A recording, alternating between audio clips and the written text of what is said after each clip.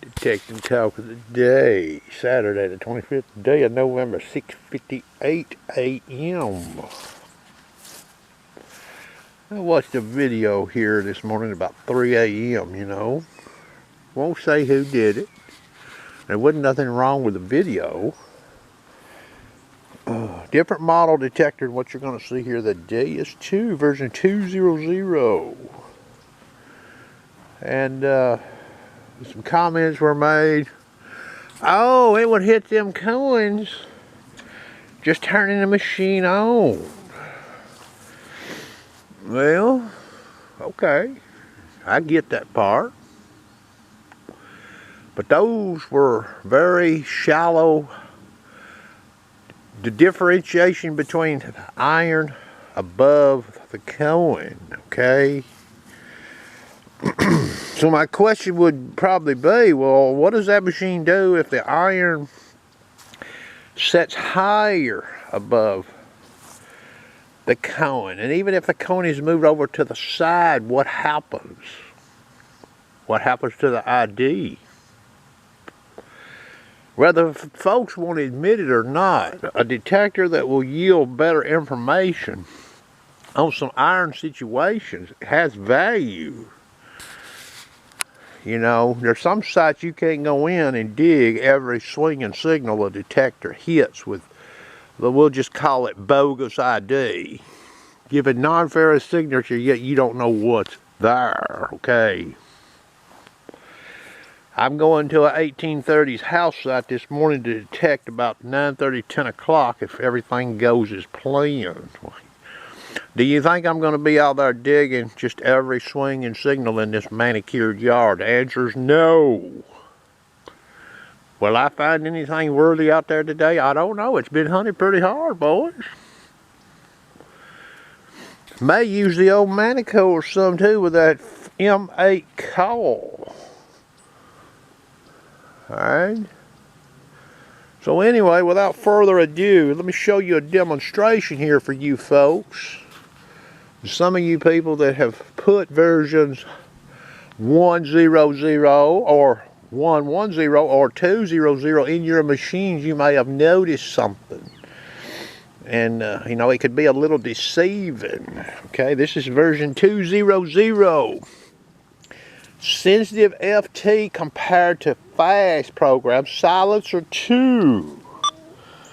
And I've even got the sensitive FT in the pitch tones. I'll double check that. That is correct. Both at silencer 2.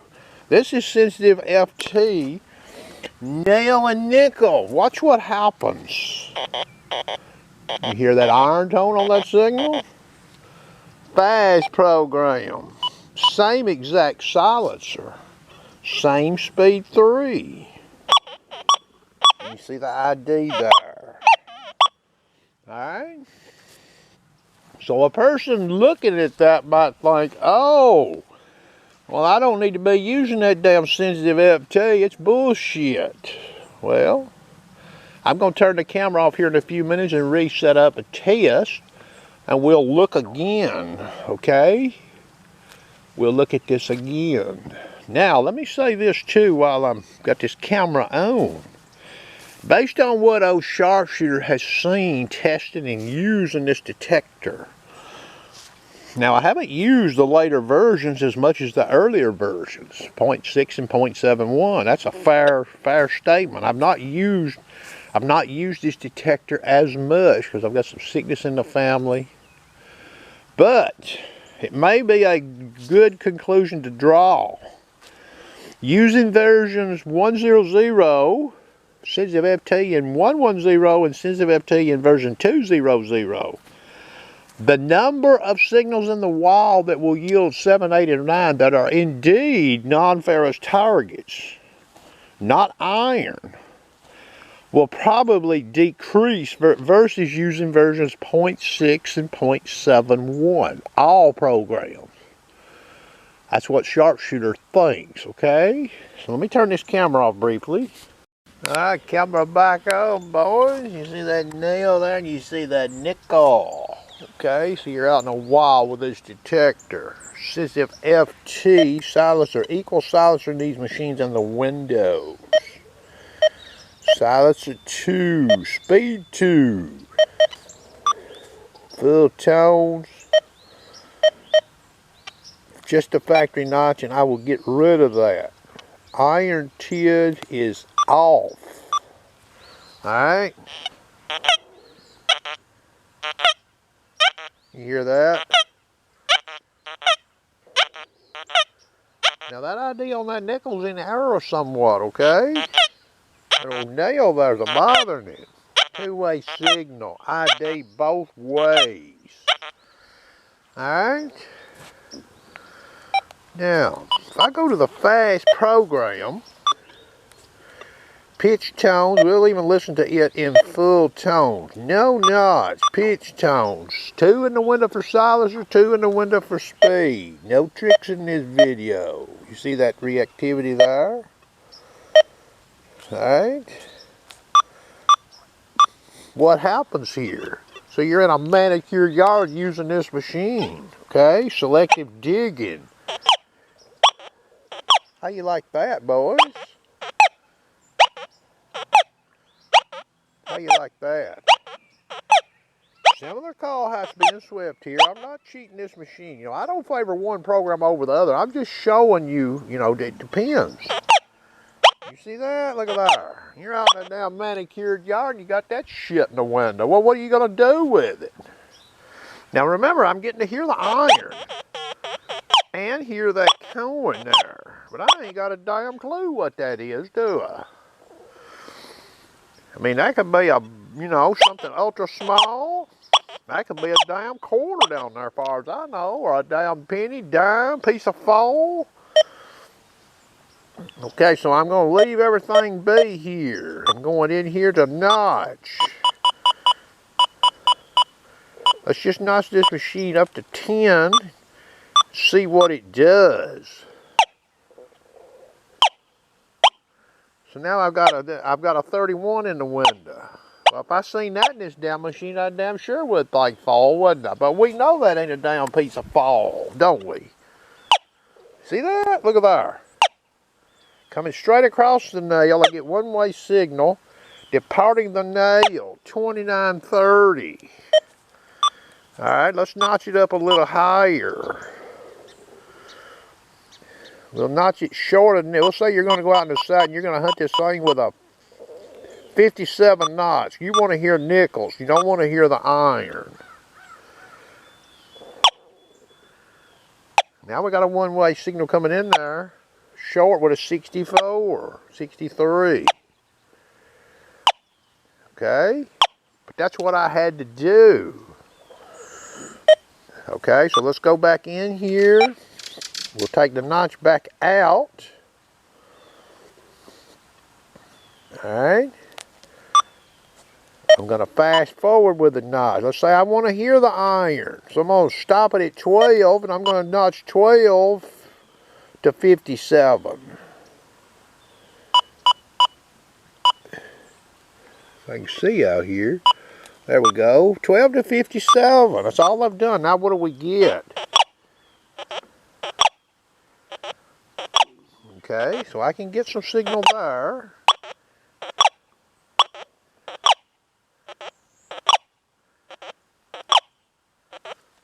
Alright.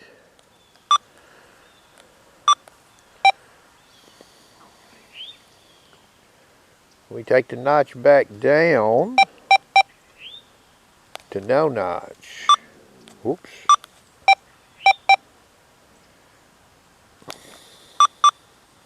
To no notch. Now I'm back on that damn 9 and 8 shit. See that? Sensitive FT. Full tones. No notch. See what I've got in the window? Alright, and we'll even notch it. You see what it does. Let's say we just notch it to 16, what happens? So one-way signal more or less coming like that. If I back the coil up a little bit, like fast, we get two-way signal with a 71 in the meter. Okay, so that fast program, you have to. Now, if I take the iron tin on this machine, we go back to sensitive FT with the notch. We'll take the notch out of sensitive FT. Iron tin on. What happens here? See there? Still gives signal. Okay, now what happens in the fast program? No notch. Iron tin is on. You see what we got in that meter? A lot of 10s, 8s, okay. I'm going to notch it up to 9. What happens in the fast? Got me up to 42 on some sweeps, 29. Alright. Take the notch back out. I'm going to leave the iron range in it. That's 10. Alright. We're going to notch it to 40. Just to get rid of the, we'll say you want to notch to 45. Some gold rings could come in at 50. Okay, let's see. What do you get here? So that nickel's reading a 48. See that? 47. So you'd have to hear that, to get a truer picture of that nickel, you'd have to run this notch up higher.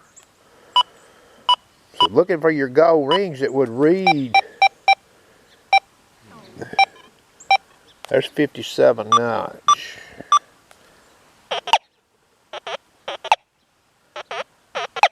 See there? Now I get a 63 in the window. 65.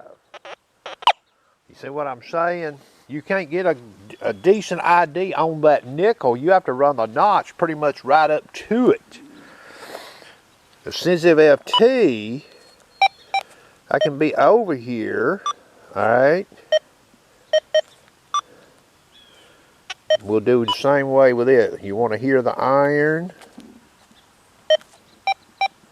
We'll stop it at 10. Whoops.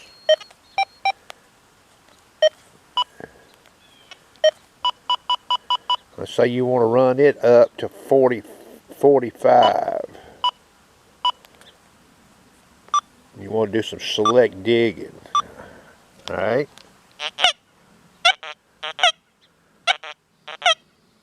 Notice that.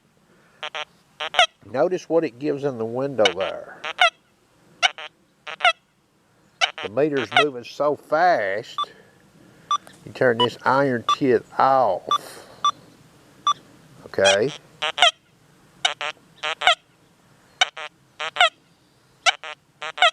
Okay, and if I go back to fast program, remember the notch I've got in it, 10 to 57? You see what I'm saying? So you get a better picture with a sensitive FT in the wild of low, you know what I mean, through the conductivity range, running just a limited amount of notch to notch the foil. You can't notch just the foil in this fast program. Your selective digging is going to be crippled. Okay? It's going to be crippled. You have to run the notch higher up against the wall to make that nickel give something closer to what it really is. Okay? So there you go. Your detected talk of the day. I hope everybody has a nice day.